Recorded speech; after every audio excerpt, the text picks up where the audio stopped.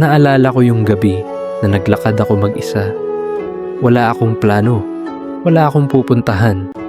Parang ganun din yung buhay ko noon, lost. Habang naglalakad, ramdam ko yung bigat. Parang lahat ng tao may direksyon. Ako lang yung hindi alam kung saan pupunta. At ang masakit, kahit anong mangiti sa labas, sa loob ko, parang walang saysay. Pero habang tumitingin ako sa langit, napansin ko yung mga bituin.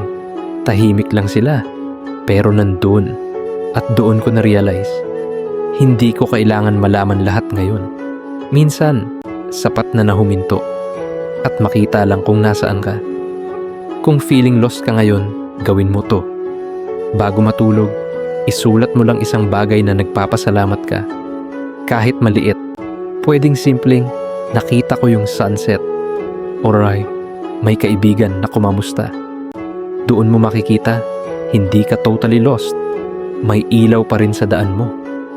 Kung gusto mo ng daily reminders para hindi ka mag-isa sa journey mo, follow mo ako. Step by step, hanapin natin ang sarili, one soul step at a time.